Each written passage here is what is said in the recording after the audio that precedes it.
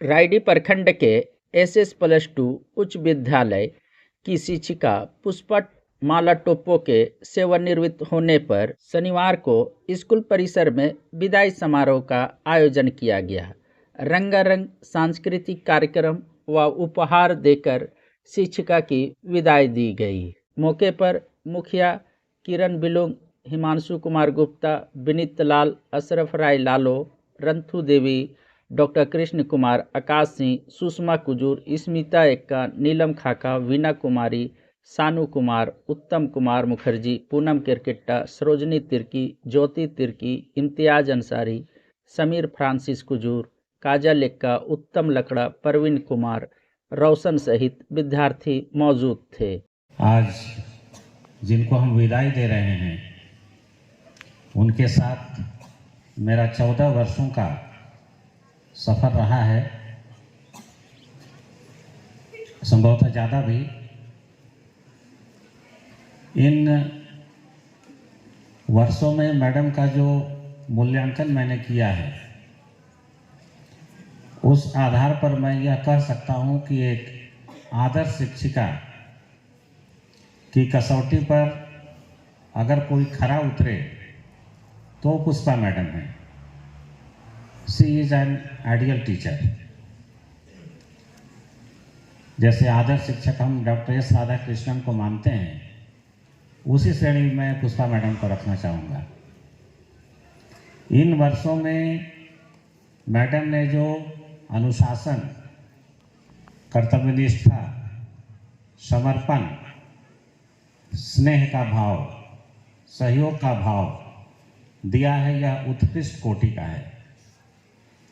इससे पहले भी मैं 1-2 विद्यालयों में अध्यापन का कार्य कर चुका हूँ, लेकिन वहाँ किसी व्यक्ति के व्यक्तित्व ने मुझे इतना अंदर तक प्रभावित नहीं किया जितना मैडम के व्यक्तित्व ने मुझे प्रभावित किया है।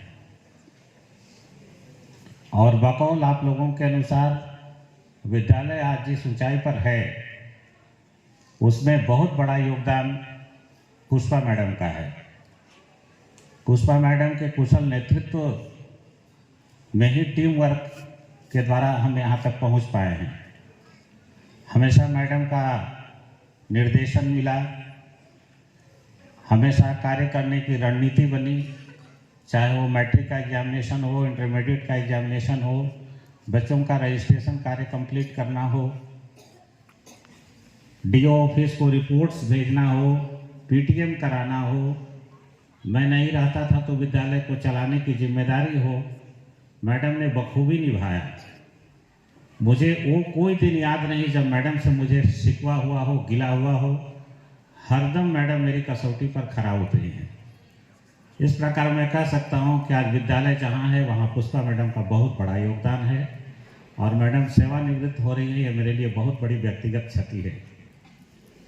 और भी शिक्षक हैं, हम सब काम करेंगे, लेकिन मैडम ने जो समर्पण भाव से कार्य किया है वो आने वाले समय में मुझे लगता है कि किसी में दिखेगा, ऐसा मैं विश्वास लेकर चल रहा हूँ।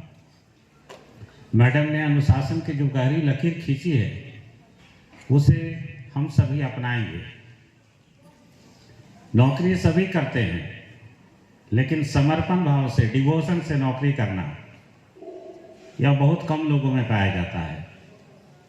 आप सभी को पता होगा कि हम सरकारी सेवकों को 16 आकस्मिक अवकाश मिलते हैं कि आप उसका उपभोग कीजिए, लेकिन पुष्पा मैडम एकमात्र शिक्षिका हैं, इवन कि मैं भी उस श्रेणी में नहीं हूँ, जो पूरा का पूरा अपना आकस्मिक अवकाश कभी उपभोग नहीं की। इस बार भी उनका आकस्मिक अवकाश बचा रहा।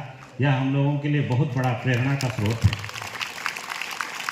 सरकार हम लोगों के लिए 16 आकस्मिक अवकाश देता है कि आप जाइए कहीं अवकाश मनाइए, और मैडम अस्वस्थता के बावजूद मैंने देखा कि उन्होंने अवकाश का उपभोग नहीं किया। केवल इसी वर्ष नहीं, विगत वर्षों में भी हर बार उनका सीए लैप्स किया।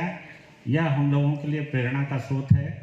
इससे हम लोगों को प्रेरणा लेनी चाहिए कि किस समर्पण भाव से नौकरी किया जाता है।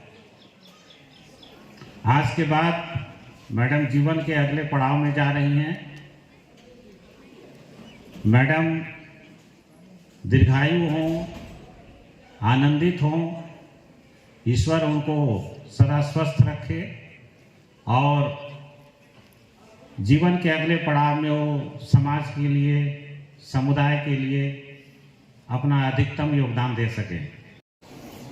पहली बात है समयनिष्ठ बने, दूसरी बात है अनुशासित रहे और तीसरी बात है परिश्रमी बने। आप इन 3 कार्य कर लीजिएगा तो कोई आपको सफल होने से रोक नहीं सकता। आप लोग हमेशा अपने माता पिता, गुरुजन का आदर और सम्मान करें और मन लगाकर पढ़ें।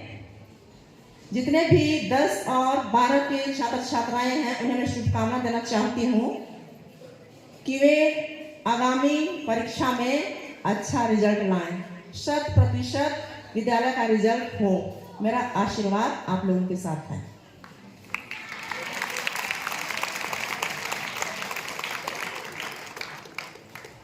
और अपने विद्यार्थी जीवन में मैंने विषम परिस्थिति में भी मन लगाकर पढ़ा।